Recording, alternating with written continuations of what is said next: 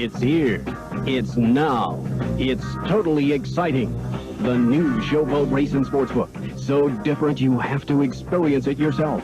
The Showboat Racing Sportsbook, the next best thing to being there. Feel the thrills, ride the winners. It's all here at the Showboat Racing Sportsbook. Come in and let the Showboat put you in the middle of all the action all the time. The Showboat Racing Sportsbook. We're out to make an impression on you because when it comes to sports, you can bet on the boat. Wait a minute. Did the Showboat Race and Sportbook just become a sponsor of Rocket Ship FM? Well, that would be impossible, Michael, because the Showboat Casino in Las Vegas closed down about 19 years ago. But that was a commercial promoting its sportsbook that aired, well, decades ago. And why are we airing a decades-old sportsbook commercial on Rocket Ship then? Fair question. For today's episode of Rocket Ship, I thought we could dig into something that's really exploded over the past year or so: the marriage of technology and sports gambling. Okay. So we've certainly seen things explode onto the scene recently with sports gambling becoming legal throughout much of the United States.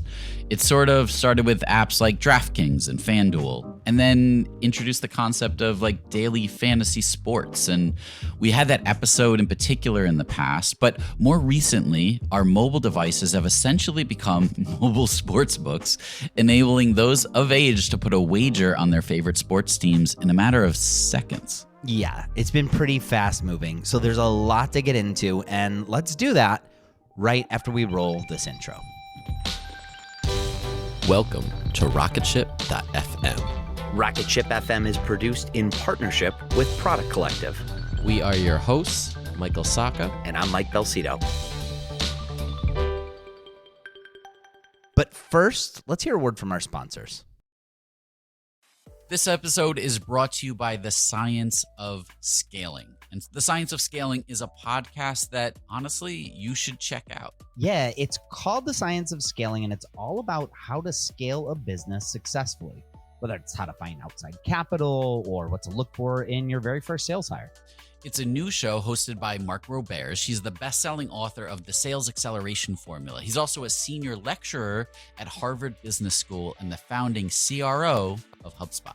One thing that Mark mentions in the show is whether your company is valued at $1 million, $10 million, $100 million, the failure rate is the same, which means we suck at scaling. In each episode, you'll hear interviews with people like Kyle Parrish, the VP of Sales at Figma, and Kevin Egan, the head of sales at Atlassian. I've checked out a few episodes of The Science of Scaling, and it's great. Like, for me, I run a company as a bootstrap company. We're not the kind of company that's raised capital, but even still, things like sales, that's super important, and it's the lifeblood of our company. So for me, it's definitely helpful to hear how other people have sort of, who have been there and done it before, how they're actually approaching scaling. So go on in your favorite podcast app, whatever it might be, and search for The Science of Scaling. That's The Science of Scaling. Check it out. I think you're really going to enjoy it. This episode of RocketShip.fm is sponsored by Industry, the Product Conference.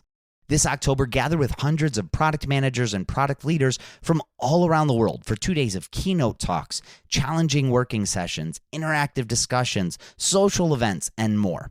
Or add a third day and take part in half-day workshops with some of today's top product management facilitators for workshops on leading your teams to innovation, product roadmaps, achieving product market fit, and more.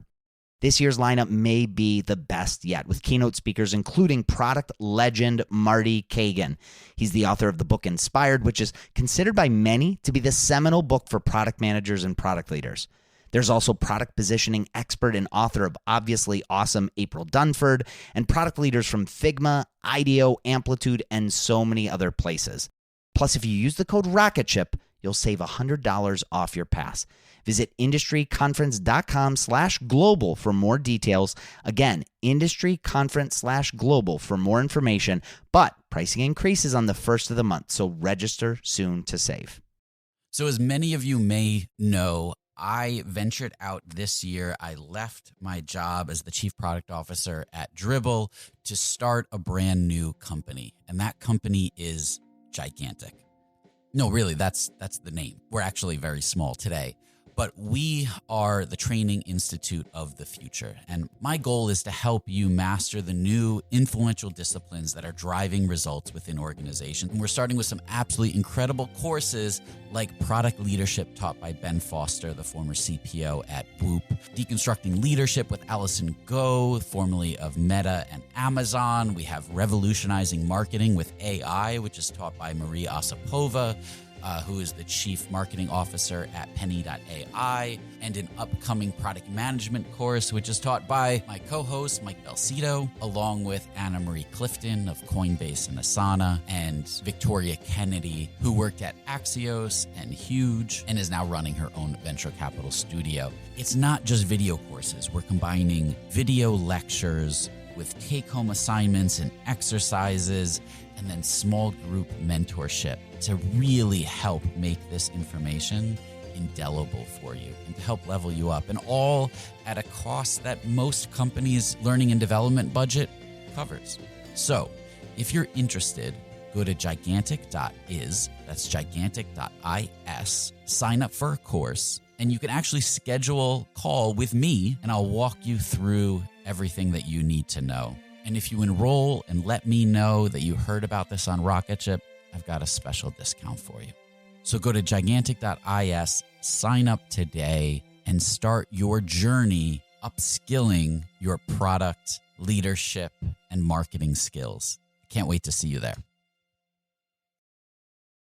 So sports betting technologies, again, a topic we've covered before, right? Yes. Yeah, we've done an episode in the past on the business of fantasy sports. We talked to Matt Kalish, one of the co-founders of DraftKings, which is one of the largest daily fantasy sports companies and now sports betting companies around today. In fact, at one point, we even covered how DraftKings and its top competitor, FanDuel, were set to merge. Of course, that didn't happen because federal regulators essentially halted it because of a potential monopoly in the market. But a lot has changed since we ran our episodes on daily fantasy sports, right? Yes, mainly that sports betting has become legalized in most of the U.S. states, including my own home state here in Ohio. Here's a news segment from an NBC affiliate, WKYC, here in my hometown of Cleveland, Ohio. It's officially 2023, and the countdown to the legalization of sports betting in Ohio has come to an end. It's been a long time coming. I think a lot of people in the state of Ohio have been very eagerly anticipating a day where they can place a legal wager on their favorite teams. From the newly opened BetJack Sportsbook in downtown Cleveland, VP of Sports and Gaming, Adam Sullivan, explained how he thinks betting will benefit Ohio. It's the first digital form of gaming that this state's ever seen, and I think it expands the footprint of what gaming can provide in terms of tax revenue for the state. Ohio now joins 27 states, plus the District of Columbia, that now allows residents to bet on professional, collegiate, national, and esports. So gambling on sports here, it's legal, whether it's in a place like the Jack Casino, which is in downtown Cleveland, or right in your mobile phone. Big news. DraftKings Sportsbook is coming to Ohio. You'll be so dialed into every play that you forget to eat your wings. You made my wings cold, DraftKings. Flailing your arms like you can disrupt the free throw. Miss, fool! And a home run will have you crying like it's the birth of your child. I'm so happy. DraftKings Sportsbook is coming to Ohio. Download the app now to get $200 in free bets, plus a shot at a $100,000 free bet when we go live. Action's so good, why bet anywhere else? Yeah. Like on apps such as, well, DraftKings and many others. Was that Kevin Hart? Yeah, it definitely was Kevin Hart. It's another sports betting commercial, just very different than the first one we heard in this episode. And yes, features comedian Kevin Hart. This was from before DraftKings officially launched its mobile sportsbook app into the Ohio market. But yeah, now it's up and running. And just in the first 5 months alone, Ohio sports betting revenue from online and in-person sportsbooks stands at over $500 million. And that's not a bad start at all. Of course, that's just one state, right? Sports gambling throughout the United States has grown rapidly everywhere. Here's an excerpt from a Bloomberg special report titled, How Online Sports Betting is Changing the Game. We're going to come back to this throughout the episode, but this clip shows how explosive the growth has been. Legal sports betting in the U.S. went from less than $5 billion in bets placed in 2018 to $57 billion in 2021.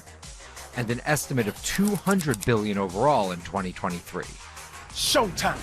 A-list celebrities, billion-dollar marketing budgets, partnerships with every major sports league. Today, sports betting is impossible to avoid. So again, incredible growth. In fact, it's 40x revenue growth from 2018 to what's estimated to be done in 2023.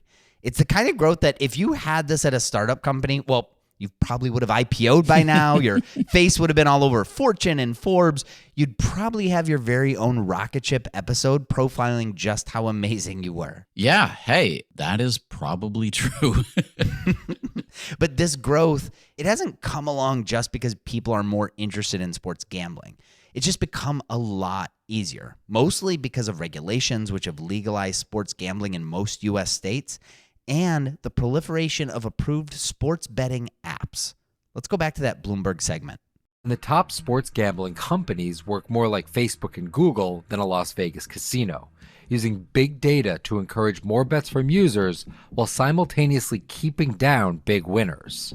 What we see with online sports betting and mobile sports apps looks a lot more like a slot machine than traditional sports betting. A slot machine. By that, you could think of these sportsbooks apps as being, well, similar to a lot of consumer apps, honestly. I mean, the product people behind them, well, they're all about engagement. So they want you on the app a lot. They'll find ways to make it easy for you to gamble, even if it's the promise of $1 million jackpot with as little of a bet as, say, 50 cents or $1. Not unlike slot machines at the casinos, right? They're inviting to play. They don't cost a whole lot to have a chance to win. They can be big jackpots too. That, by the way, we know not everybody wins, so yeah, I can see the connection. Question is, how did we even get here? Well, I guess we should rewind a bit, right? Sports gambling, it's been around forever. It's been reported that the first sports bets are said to have existed for the 23rd Olympiad back in 676 BC. Back then, there were gladiator fights. In those fights, people would bet on the fights, right? Later, chariot racing and then the early Olympic Games, they became popular to bet on as well. In the United States in the early 19th century, horse racing and boxing became very popular sports to bet on. And then some of today's popular professional sports, like baseball, became really popular for gamblers. By 1877, however, sports gambling started to get in the way of sports itself. It was discovered that, the Louisville Grays were throwing games. An article from the Washington Post in 1894 stated this about Cap Anson, the manager of the Chicago Colts. Uncle Anson has already started making wagers on the position the Chicago Colts will have in the race for the National League pennant next year. He put up $100 a few days ago that his team would finish higher in the race than the Pittsburgh Pirates. I mean, just imagine that Major League Baseball manager talking about the bets that he's placing. But crazy. Anyway, sports betting, especially within baseball, it continued on, even despite continued scandals. There were 8 players on the Chicago White Sox that were bribed into throwing the 1919 World Series. Even scandals like that didn't really stop sports gambling. In fact, whereas before the laws were sort of vague about sports gambling, in 1931, this started to change. The state of Nevada explicitly legalized sports gambling. Later, a handful of other states followed suit. Now, a couple decades later, some anti-gambling regulations started to happen, which pushed a lot of gambling activities outside of certain states like Nevada, sort of underground in the shadows. The participation of the mafia in sports betting led to the Interstate Wire Act of 1961. But the biggest regulation of sports gambling actually came in the early 1990s. That's right, the Professional and Amateur Sports Protection Act of 1992, or the PASPA, banned sports betting in the United States, except for in the 4 states that had already established legal sports betting operations. But even at that time, it was really just Nevada that had this single game wagering. The other states were limited to glorified lottery tickets, sport-themed pull tabs, and bingo-style games. But then in 2018, something happened. Here's a segment from CBS Morning News with a piece of legislation that's really laid the pavement for where we're at today. A country moving to launch sports betting operations after a Supreme Court decision cleared the way to do that. In a 6-3 vote yesterday, the justices struck down a decades-old federal law that barred betting on football, baseball, basketball, and other sports. The court said the law violated states' rights. Americans spend an estimated $150 billion with a B a year on illegal sports betting. Legalized gambling could offer states a new source of tax revenue. The original challenge came from New Jersey, which says it will have sports betting up and running within weeks. The NFL, Major League Baseball, and the NCAA urged the court to uphold the ban. They argued that expanding gambling hurts the integrity of their sports. So now sports gambling is legal. Well, sort of anyway. It's not that it's legalized everywhere, but it's no longer illegal at the federal level, opening up opportunities for states to make their own decisions on the legality of sports betting inside of their own states. And for sports bettors, that was really good news. But what did the professional sports leagues think? More on that after a quick break. That's the sound of another sale on Shopify, and the moment another business dream becomes a reality. Because if you're selling online and you're not using Shopify, I don't know why you're making your life harder. Shopify is the commerce platform revolutionizing millions of businesses worldwide, whether you're selling, rare kicks to the latest product course that you develop. Shopify simplifies selling online and in person so you can focus on successfully growing your business. Shopify covers every sales channel, from an in-person POS to an all-in-one e-commerce platform. It even lets you sell on marketplaces like TikTok, Facebook, and Instagram so you can get closer to the sale. It's incredible.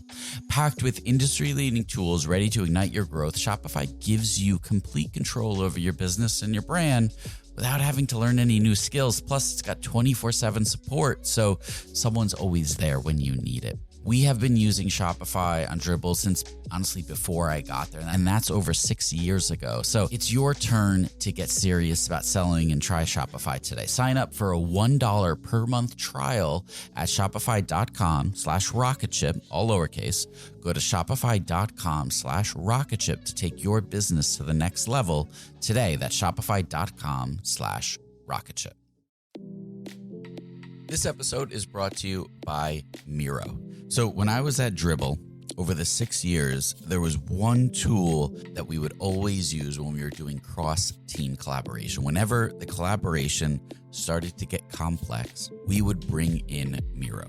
It made it incredibly easy to align stakeholders across regions and time zones, and definitely teams, with ease. And we were able to do all of that while being a completely remote team. It also has integrations into Jira, Azure, Rally, a lot of the tools that you're using already for product management and engineering. So you can import tasks from them as native cards, and it helps you see the big picture. It also helps stakeholders to understand what work needs to be done. It was incredibly valuable. And then they even have an estimation app that gives you a clear understanding of the work scope, lets you identify gaps, and then it has the ability for you to set clear expectations for delivery, especially when you're working across functions. So your first 3 Miro boards are free forever when you sign up today.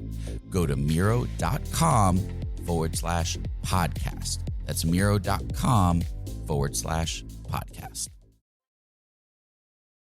So before the break, we talked a bit about the explosion of sports gambling and sports betting apps that we've seen the past year. Yeah, and to be fair, we didn't get too far on that, but we're going to get back there.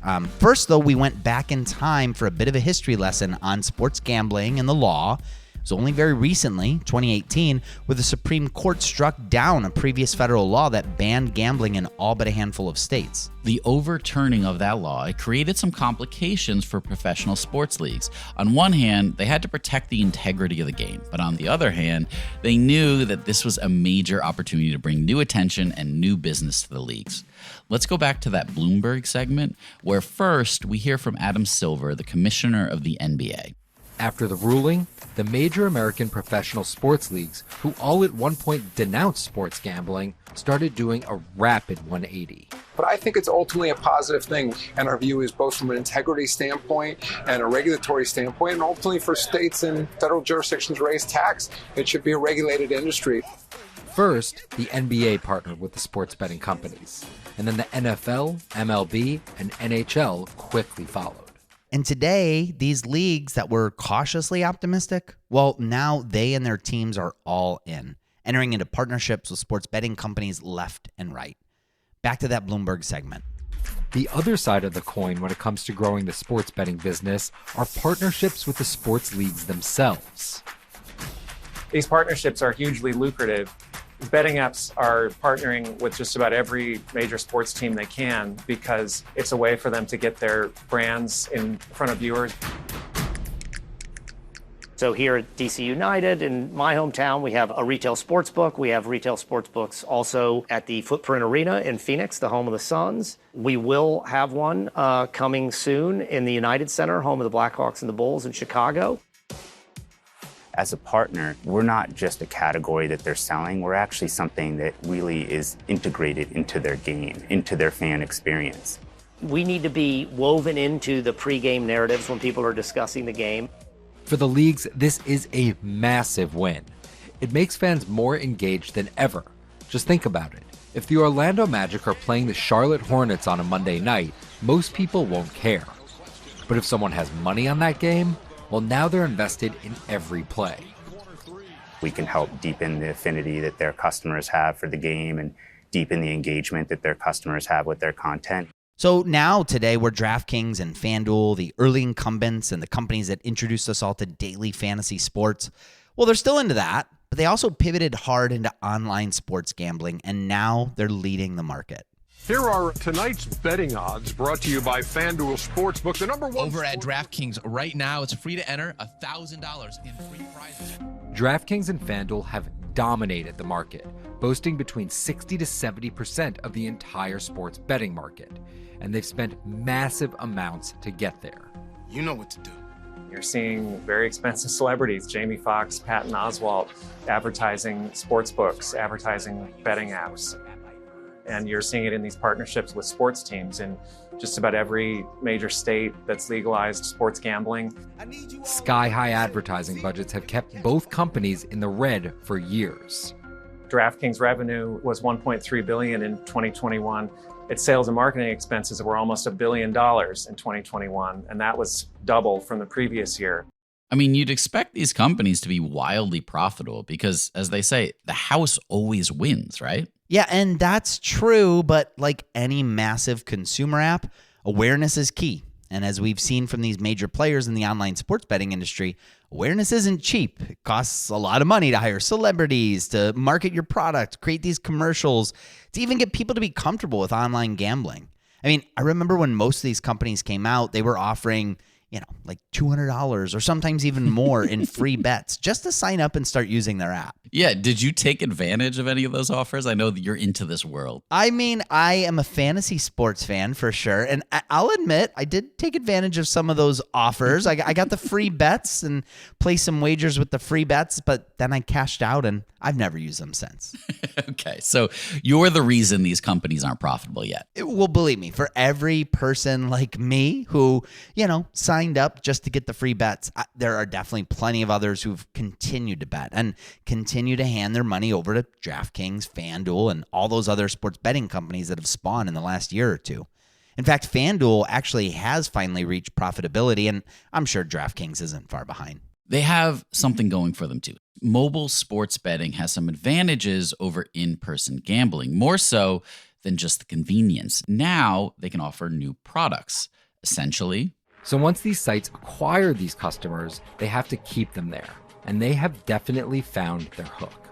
The industry hypes the game within the game. These are in-game bets. And in-game bets are seen as a great growth market because you don't just place one bet at the beginning of the week and you're done. In-game betting is one of the great examples of where the mobile online product really can be so differentiated from the brick and mortar product. We have seen the adoption of in-play betting, again, be a bit quicker in the United States than perhaps we anticipated. For decades, sports betting was limited to betting on just the games. Who would win, how many points the team would score, who will cover the spread. In-game betting allows the user to bet throughout the game. Every pitch of a baseball game, every point of a tennis match, every play of an NFL game, on a free throw, on you name it, Those are things that I think customers want and haven't necessarily been able to get in the brick and mortar setting. This is advertised at you the whole game long. It keeps you thinking about betting and involved in betting throughout the game. It really creates engagement at a deeper level, which of course makes people bigger fans and makes them tune into the content longer and pay more attention to it. And if your bet loses mid-game, then you're pitched another bet to try to recoup your losses. Of course, being pitched bet after bet to recoup your losses, I don't know. It kind of sounds like dangerous, maybe? Yeah, that could potentially be a big problem. More on the problem that today's proliferation of online betting apps pose after a quick break. This episode is supported by the AWS Insiders podcast. AWS Insiders is a fast-paced, entertaining, and insightful look behind the scenes of AWS and cloud computing. Hosts Raul Submaranian and Hillary Doyle dig into the current state and the future of AWS by talking with people and companies that know it best. It's a show that's full of opinions, takeaways, and untold stories about the challenges, innovations, and mind-blowing promise of cloud computing. I checked out AWS Insiders, and look, it is a fantastic show, and it's perfect for anyone in tech who's looking for some of those behind-the-scenes stories, for some reassurance that, yeah, things are a little nuts everywhere, and everyone is struggling with a lot of the same problems. The first episode of Season 2 is all about filling the cloud talent gap, and it's an interesting discussion on what do we do to help to staff up internally. What are some of the challenges that companies are facing? Search for AWS Insiders in your podcast player. We'll also include a link in the show notes. Thank you to AWS Insiders for their support. Before the break, we learned a brief history of sports betting and more about the proliferation of sports betting apps here in the United States. But with many of these apps being, well, so good, does it pose a problem? Is it potentially dangerous? Going back to that Bloomberg segment, we answer that question. It's dangerous because it does have the potential to keep you chasing losses. Chasing losses is maybe the most dangerous phrase in sports betting. I think there's an intuitive sense. If there are more things to bet on, that creates more of an opportunity for someone who has a compulsive behavior issue. You look at the structural characteristics of in-play betting, it is extremely rapid. While there is an illusion of skill and control, actually, in many cases, those bets are just, it's almost like playing a slot machine. Every 5 seconds, you can bet a new one. Which can make betting on sports less about heightening the game and more about getting a fix. Getting a fix. We hear that phrase when people are addicted to things, whether it's alcohol, drugs, the same sort of addiction risks that are absolutely in play here with sports betting. Especially when we're making it so easy for people by putting the sportsbook literally in their hands. Yeah, it runs the risk of people getting swept up in the allure of making money. People like, well, how about this random YouTuber? So it's safe to say I don't know much, but one thing I noticed recently is a lot of stock traders like to bet on sports over the weekend just to get their fix. A few weeks ago on Twitter, I saw someone who bet a few $100s on a parlay bet of NFL games and turned that few hundred into about $80,000. So suffice to say, that kind of piqued my interest. I mean, in the fewer than 20 seconds we heard from this YouTuber, he admitted that he didn't know much about sports. He noticed that people are trying to, quote, get their fix. But his interest is piqued because he saw some random person on social media make a lot of money from it. Yeah, and if average Joes take on this mindset, well, it's a really big problem. Yeah, the average Joe's like, well, this person here, Harry Levant. Former lawyer Harry Levant stole from clients and lost their millions at this casino. He now advocates for regulation. I had to walk into this building to place a bet. Gambling is now being delivered on every single electronic device, all day long, all night, on every single sporting event. Tease says he placed his last bet in October and worries about children this weekend watching the big game. They see gambling ads everywhere. Even commentators to the games are talking about the live odds and what the odds are for the game. And it's not just a problem outside of the field. It's becoming a problem on the field, too. Within the past year, we've started to see professional athletes receiving large suspensions for breaking league's rules and getting in on the gambling action. Here's a segment from the show Undisputed just 3 months ago with some breaking news at the time. Breaking news out of the NFL this morning. 5 players have now been suspended for gambling. Jamison Williams of the Lions and Stanley Berryhill of the Commanders suspended 6 games. Meanwhile, Lions players Quintez Cephas and CJ Moore, plus the Commanders' Shaka Toney, have all been suspended for at least 1 year. The Lions have now released Cephas and Moore. And Undisputed's Shannon Sharp with his take. Shannon, your thoughts on this? Dumb. There you have it. In one word, dumb. You gotta love Shannon Sharp. For sure.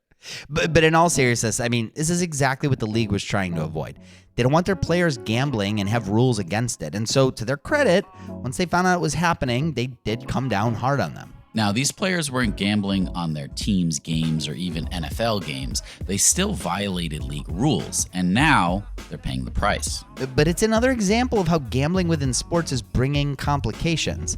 I mean, yes, they did violate league rules. They shouldn't have done that. But it's the same league, the NFL, that has all these partnerships in place with sports betting companies. I mean, some people might call that hypocritical. Yeah, I could see that. It's definitely a complicated issue. And that's how I'd sum up sports gambling today. Complicated. Yeah, we've seen a combination of technology and regulation essentially almost overnight inject billions and billions of dollars into this new sports betting economy, but at what cost? Some view sports betting as a lighthearted hobby, and hey, fair enough if that's what it is for you, but many out there, it's a lot more than that. It can be dangerous. You can credit the tech teams behind companies like FanDuel and DraftKings for creating incredibly engaging apps, but is that engagement ethical? It's at least a question worth thinking about, especially as we get ready for the onslaught of television commercials asking us if we're ready to place our bets using those devices conveniently located inside our pockets. Yes, it's about that time of year when we're going to get flooded with those ads, aren't we? They're just going to come right at us from here on out. But that's going to wrap things up for today. So for Michael Saka, I'm Mike Belcito, and this is Rocketship.fm. Thank you so much for listening to Rocketship.fm. It is your support that keeps the show going. If you can, take a second and leave us a review wherever you listen to podcasts. It helps out the show so much. We're also part of the Podglomerate Network, and if you'd like to listen to more great shows from the Podglomerate, go to thepodglomerate.com to see the full show listings. Rocketship.fm is produced in partnership with Product Collective, a community for product people. Go to productcollective.com and get access to our weekly newsletter, live video interviews, Slack community, product job board, and a whole lot more. Again, just go to productcollective.com.